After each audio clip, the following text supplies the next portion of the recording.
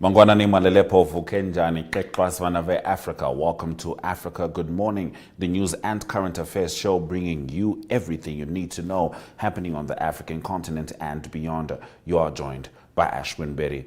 In our stories today, the Namibian government has discouraged any public gatherings and celebrations during the mourning of the late founding president, Dr. Sam Nujoma. Democratic Alliance in South Africa challenges Expropriation Act in court, citing legal and procedural flaws. Trump administration ordered to fully comply with order lifting funding freeze. And shortage of foreign currency may lead to company bankruptcy, and that is in Mozambique. Follow all our programs on oneup2.com, DSTV 2 at 5, Core TV 25 in Namibia, as well as Network Media Hub on YouTube. Mike Sichula in Zambia will also be bringing us the latest news stories from there. This is Africa Good Morning. Top stories shortly.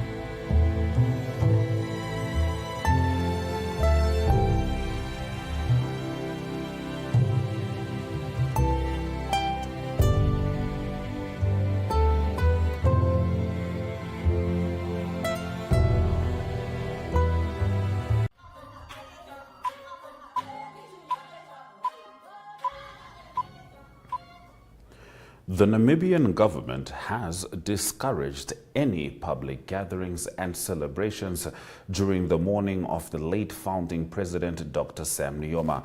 Deputy Minister of Information and Communication, Modestus Amutse, however, said to allow for the continuation of service delivery indoor gatherings as well.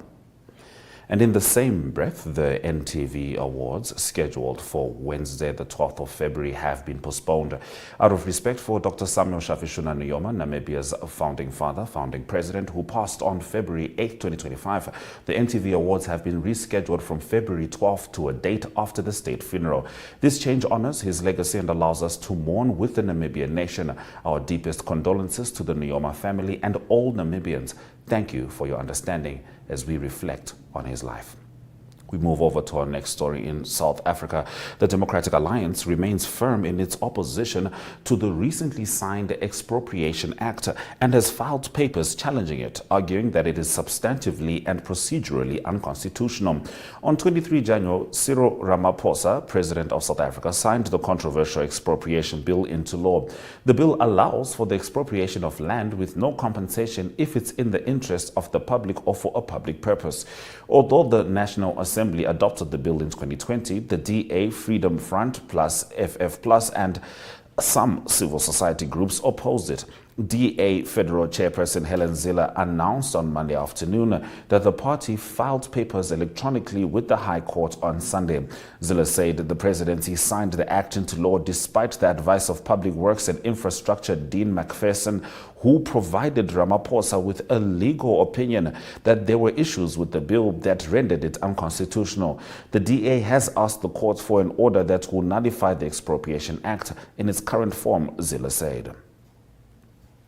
A U.S. judge on Monday ordered the Trump administration to fully comply with a previous order lifting its broad freeze on federal spending after a group of Democratic state attorneys general last week said that some funds remain frozen. U.S. District Judge John McConnell in Providence, Rhode Island ruled that the funding must be restored at least until he can hold a hearing on the state's motion for a longer-term order.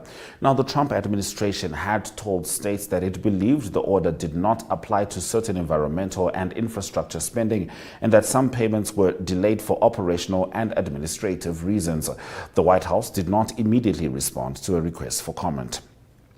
And Egypt's Foreign Minister Badr Abdulati arrived in Washington on Monday, being greeted by his counterpart Secretary of State Marco Rubio. Egypt-U.S. relations have soured following recent comments made by U.S. President Donald Trump on turning the Gaza Strip into the Riviera of the Middle East and saying that the Palestinian population would have no right of return. Instead, Trump proposed that Palestinians should be taken in by neighboring countries, Egypt and Jordan. Now, both Egypt and Jordan's foreign ministries have firmly rejected the idea. Trump also claimed that he had spoken to Egyptian President al-Sisi on the phone, with Egyptian media, however, refuting the claim, citing an unnamed official source. Sisi called the proposed forced displacement of Palestinians an act of injustice in which his country would not participate, adding that the plan represented a security concern for his country. Tens of thousands of Palestinians currently live in Egypt, while Jordan is home to several million. Sisi affirmed in late January that Egypt would be working with the U.S. to reach a peace agreement between Israel and Hamas based on a two-state solution. All right, you are still with Africa. Good morning. After the break, we're going to be getting the news from Zambia as Mike Sichula updates us.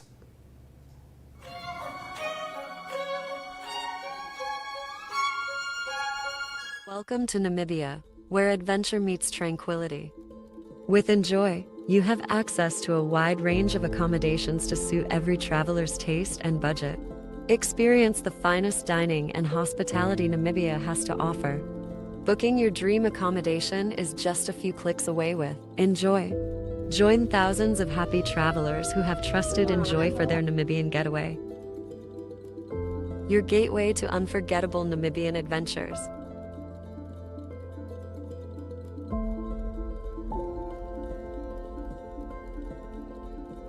Visit us today at enjoy.my.na.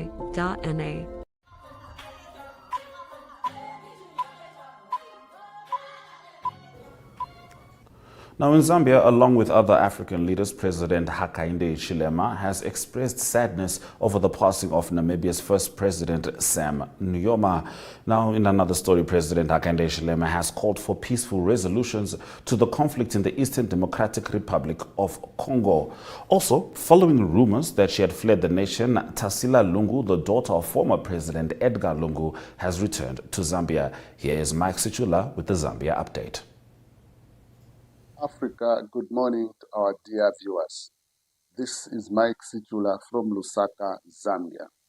In my first story, along with other African leaders, President Hakainde Hichilema has expressed sadness over the passing of Namibia's first president, Sammy Nujoma. President Hakainde Hichilema says Dr. Sammy Nujoma will be remembered as a freedom fighter, nationalist, and Pan-Africanist. The president says Dr. Nyoma's legacy will live on. This is according to a message posted on the president's Facebook page.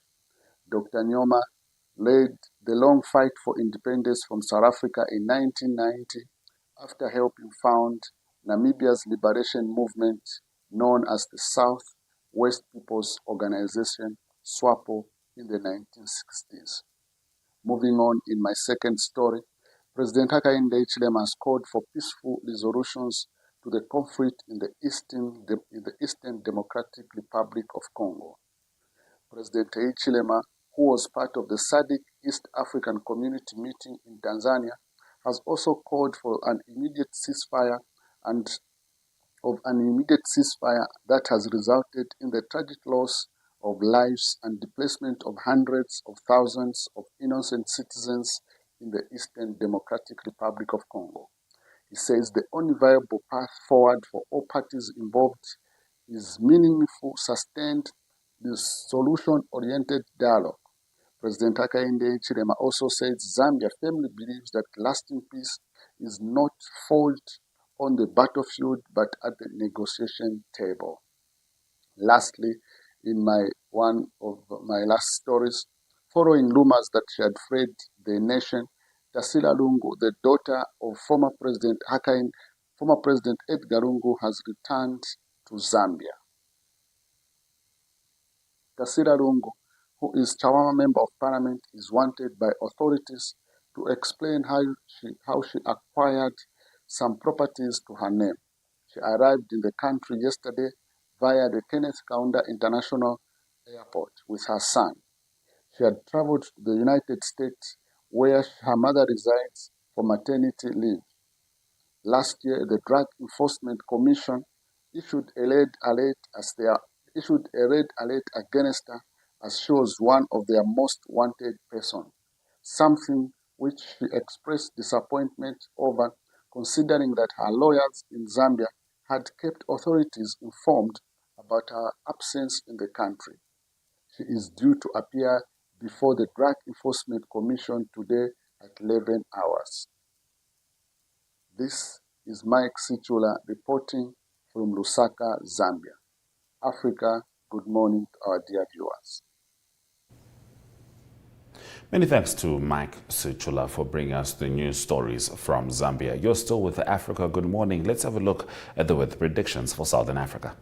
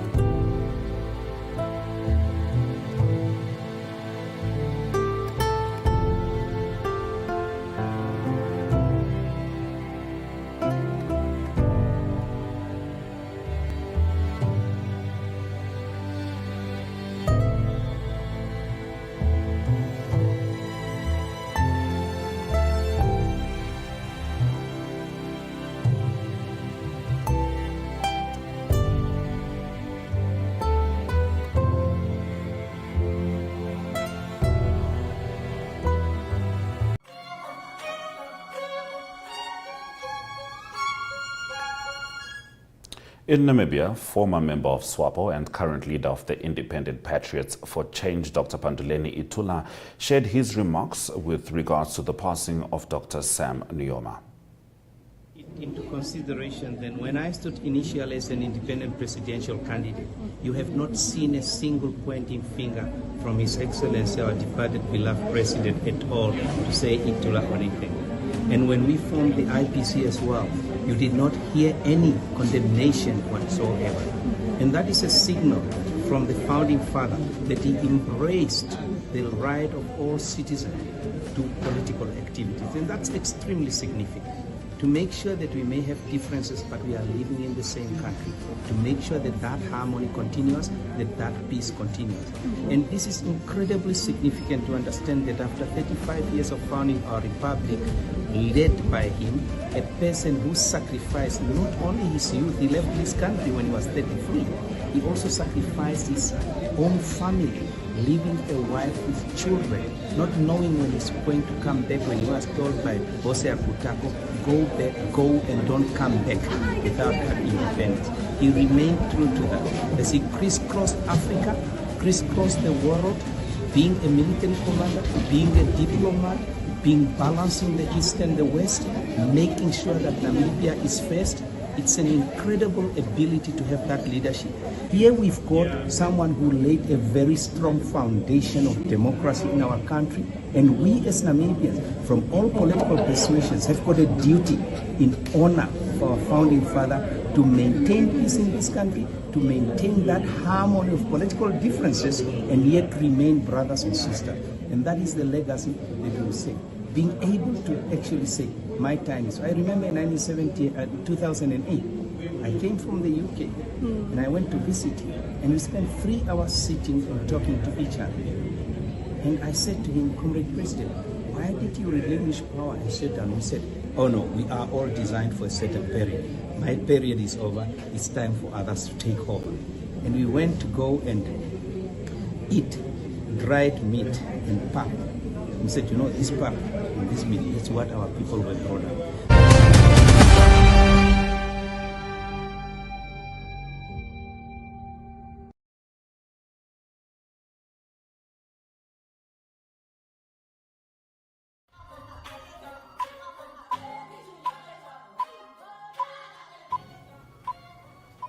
Into our economic news story, the Confederation of Trading Associations of Mozambique has invited all companies with import invoices that have been unpaid for more than 3 months to submit copies of these documents to its offices so that they can be forwarded to the Bank of Mozambique for payment. The Confederation of Mozambican Business Associations, the country's main business organization, insists that there is a shortage of foreign currency on the national market, and this may lead to the bankruptcy of some companies. The CTA's position contradicts the Bank of Mozambique, the regulator of the national financial system, which recently claimed that there is enough foreign currency to satisfy market demand. According to the CTA chairperson Agostino Vuma, speaking to reporters in Maputo, the lack of foreign currency on the national market may also contribute to an increase in inflation. Let's have a look at economic indicators before we return with the sport.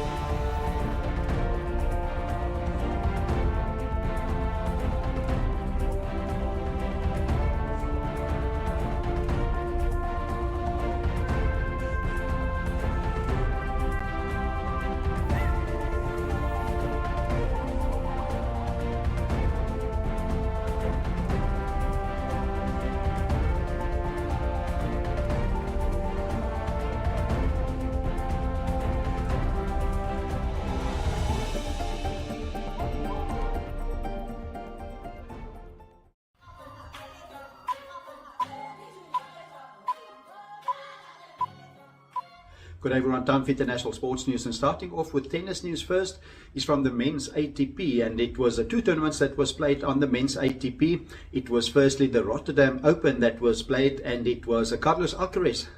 He beat Alex de Minaur in the final. It was a tough final, 3 sets, 6-4, 3-6 and 6-2 for Carlos Alcaraz to win the title. That was actually his first indoor hardcourt title ever, so he's won a few majors out. That was not indoors, and it is Carlos Alcaraz still challenging to be the #1 player in the world, challenging Yannick Sinner. Also, there was a tournament being played in Texas in the USA. That's also on the ATP Tour, and that was the Dallas Open, and the winner there was Denis Shapovalov. He's from Canada, and he beat Casper Ruud, the second seed, in the final 7-6 and 6-3. Great tournament by Denis Shapovalov. He's 25 years old, from Canada. On his way to winning the title, he also beat #1 seed Taylor Fritz from the USA, and also #3 seed Tommy Paul, also of the USA. The next tournament that's going to be played on the ATP Tour will be the Argentinian Open, and that will be an outdoor tournament, and that will be played on clay. On to cricket news. It is England touring India at the moment. It is the 50-over series that's being played at the moment. India won the first one, and they also won the second one to have a 2-0 lead in the 3-match series. That's 50 overs cricket, and that was played in Cuttack in India. It was England that batted first. They bowled out on the second last ball of their 50 overs for 304 runs, competitive score, but it was India making the runs in the 45th over, mainly because of Rohit Sharma, the opening batsman, scoring 119 runs off just 90 deliveries, and it is India now in an unassailable 2-0 lead in that series. And to close off today's international sports news, it is golf news. It was Thomas Detry from Belgium that won the Phoenix Open on the men's PGA in America. He had a final round of 6 under par for a total of 24 under par. Comfortable win for him, a 7-shot lead that was over Michael Kim in second position on a 17 under. Good tournament also for South African Christian Besaidnout. He was tied 4th on 16 under par. And then on the ladies PGA Tour, it was the Founders Cup tournament that was played in Florida in the United States as well. It was Yelamir No, she's from the United States. She won with a total of -21, and she was also 4 shots ahead of Yin Jung Ko of South Korea on 17 under par, and world #1 Nelly Korda tied for 7th on 12 under par.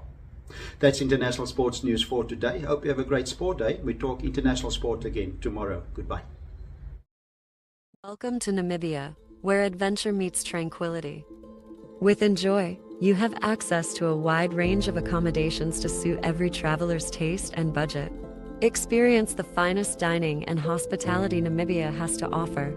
Booking your dream accommodation is just a few clicks away with Enjoy. Join thousands of happy travelers who have trusted Enjoy for their Namibian getaway.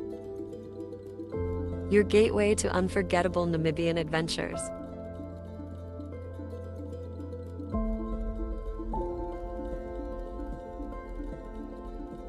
Visit us today at enjoy.my.na.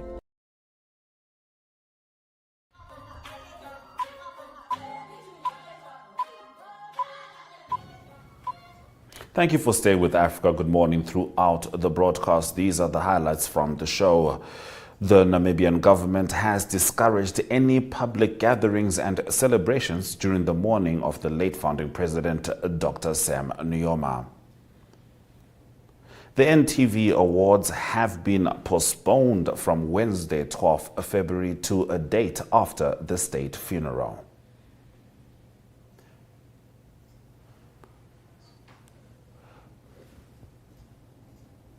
DA challenges Expropriation Act in court, citing legal and procedural flaws. And Trump administration ordered to fully comply with order lifting funding freeze. DSTV 2 at 5, GoTV 25, 1up2.com, and Network Media Hub on YouTube is precisely where you can find us.